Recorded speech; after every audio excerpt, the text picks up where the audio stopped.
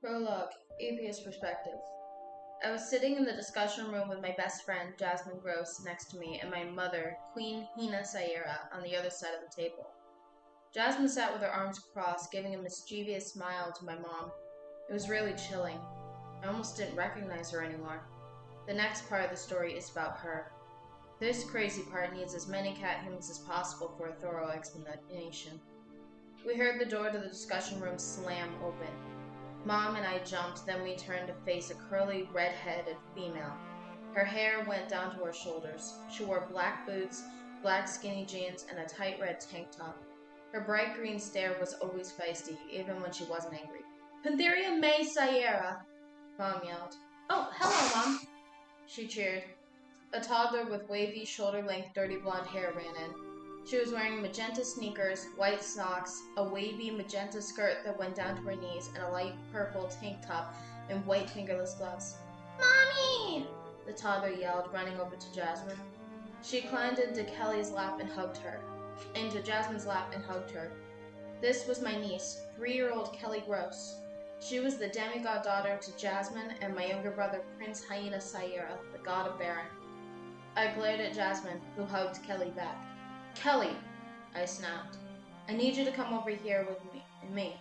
"Okay, Miss Lypye," Kelly said sadly, climbing off of Jasmine's lap and walking over to me, climbing into my lap.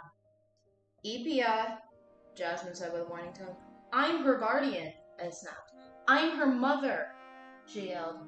"Some mother you are," I screamed. "Stop it!" Kelly screeched. Pantheria walked over to us and sat down on the other side of Jasmine. "Why don't we go over what happened over the past few months?" Mom nodded. "Agreed." A soft knock came from the entrance. We all looked back to see a mortal with extremely short brown hair in the entrance. She wore a loose black t-shirt, black sweatpants, and black sneakers. It was Jasmine's best friend, Michelle McBride. She was also the leader of the Mortal Syara team under the alias Agent M. "I'm sorry if I'm interrupting," she started shyly. "Prince Hyena gave me permission to enter the God World to help with the explanation." "Yes, of course," Mom exclaimed. Michelle sat down next to Pantheria. Mom continued. "Lypye, please, start the explanation." Chapter 1. Kelly, Lypye's Perspective. I think I'll start on the last day we followed what felt like a routine. I was sitting on the couch wearing black jean shorts and a sunset-colored tank top watching cartoons. My long black hair was pulled up into a high ponytail. Kelly was in front of me. She was sitting on the floor, coloring in a coloring book that was on the coffee table. She was wearing a pink t-shirt with lace for the sleeves, pink jean shorts that went down to her knees, and white fingerless gloves. Even though she was only 3, her hair was already the same color as her mom's, a wavy, dirty blonde that went down to her shoulders. The gloves were to stop a power she discovered. She could touch something with her palm, then send it into oblivion, just like her father. The only thing she couldn't send was fabric. We had moved out of the apartment 2 years ago and into a house. The upstairs had 3 bedrooms and a bathroom. The downstairs entrance led into a large kitchen with a table in the center. From there, you walk out of the kitchen into the dining room and living room, where the bottom of the stairs is. There are 2 rooms on the side. One was the bathroom, and the other was a spare room we turned into Kelly's playroom. There was a door in the back of the living room that led to a large yard with a pool. "Has anyone seen my wallet?" Jazz yelled from the kitchen. "It's on the table in here, Mommy," Kelly yelled, not looking up from her book. Jazz ran into the living room wearing black slip-resistant shoes, black skinny jeans, and a baggy orange t-shirt with her name on a small white name tag. Her work uniform. She grabbed the wallet, then kissed the top of Kelly's head. "I love you." "I love you too, Mommy." "Oh, Sarah, don't forget that Raphael is coming over later," Jazz told me. "Yay!" Kelly exclaimed. "I like him. He's fun." "And I'm not?" I asked, smirking and crossing my arms. She shrugged. "You are." I leaned down, tickled her side, making her laugh hysterically. "Oh, really?" Jazz gave a small smile, her eyes filled with regret. "I'll see you 2 for dinner," she told us, walking to the kitchen. I got up, running after her. "Jazz, wait!" She stopped in the doorway, turning to face me. "I'm going to be late for work." I crossed my arms. "It's Friday. What's tonight?" She paused for a moment, then sighed. Puzzle night. Jazz usually works early on Fridays, so Kelly and Jazz use that to bond while putting a puzzle together a puzzle. Lately, though, Jazz has been taking extra shifts, so Kelly doesn't see her much. For her sake, don't take an extra shift and miss tonight, I told her. I'll be home for dinner, I promise, she said, turning and running out the door. Later in the day, I was in the kitchen doing dishes while Kelly was at the table eating orange slices and drinking orange juice out of a sippy cup. We both heard a knock on the door. I dried my hands and walked over to the door, opening it. Hyena, disguised as Raphael Ramon, was on the other end. He wore a loose red t-shirt, blue jean shorts, and brown sneakers.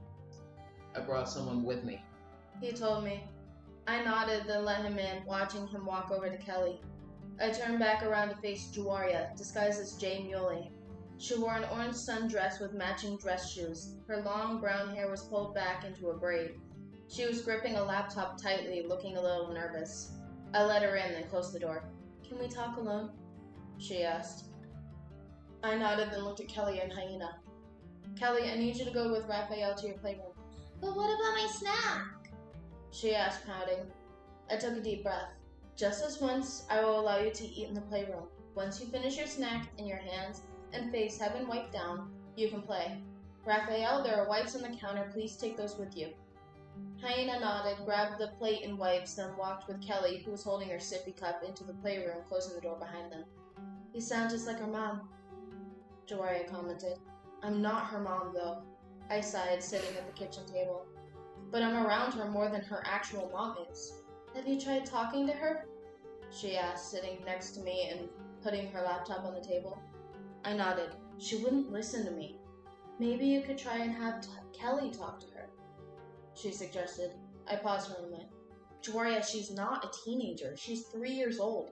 I'm not sure she'd understand the concept of a heart-to-heart. From what you have told me, she is learning at a 10th grade level. She also understands certain situations that are well beyond where her mentality should be. I am sure she is capable of telling her mother how she feels, she told me. I sighed. Moving on. What are you doing here? Oh, right. She opened her laptop and started typing. Do you remember the bank robbery a couple months back? The one the Invisible Huntress was at? I asked. She nodded, pulling up a video. The Invisible Huntress's outfit had changed since the night she killed Rachel's father. She wore a purple spaghetti-striped shirt, a sparkly purple three-quarter-sleeve cropped zip-up jacket, red leggings, a sparkly blue skirt with a sparkly black bottom, brown-heeled boots, and a black mask that went across her eyes. She also had wavy, dirty blonde hair that went down to the small of her back, a similar color to Jasmine's hair, and bright emerald green eyes. She also always spoke in a very monotone voice. I think you should see this. I finally got the surveillance footage from that night, she told me. She pressed play. The Invisible Huntress was standing on the desk in the bank over the criminals. She shot one guy with an arrow in the stomach, and the other, who had a gun, was shot in the leg. Wounds that would not kill them, but would incapacitate them for doing any more crime. She used telekinesis to throw the gun away from the guy. When she realized they weren't able to do any more crime, she jumped off of the desk on the opposite side of the criminals and ran to the back of the room into the shadows. When she got to the shadows, she disappeared. I pushed Jagwerye out of the way and rewinded the video, pausing it at that moment she started to disappear. I stared at the screen, shocked. That's my power. Yeah, that is why I wanted to show you this, Jagwerye stated. Wait! I yelled, panicked.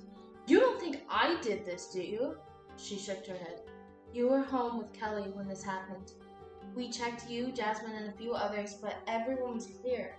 We think it could be someone like Jasmine, a mortal born with powers, born with abilities, I stared at the computer.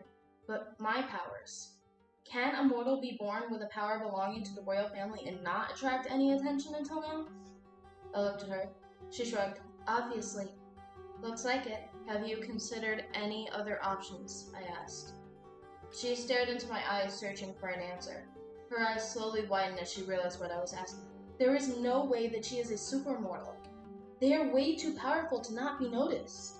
The super immortal has every god power in existence, but the powers are 4 times stronger. It's not impossible, I pointed out. She used my power and telekinesis. Just take it into consideration. If it's true, all of your clears go out the window. We heard the door to the playroom open and Jagwerye immediately slammed the laptop shut.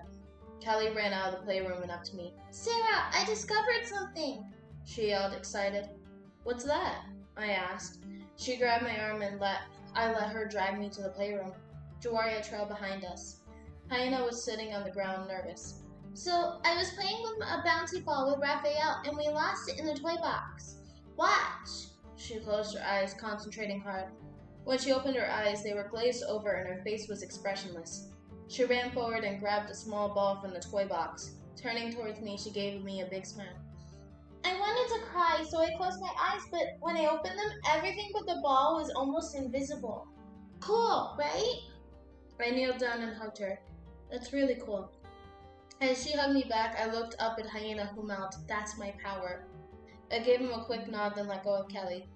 "Just remember, like your other powers, keep them a secret. You don't need any bad people after your powers, right?" She looked at Hyena, then Jagwerye. "Oops." I put my hand on her shoulders. "You can trust Jay and Raphael to keep a secret. You can also tell Mommy and Pam if you like.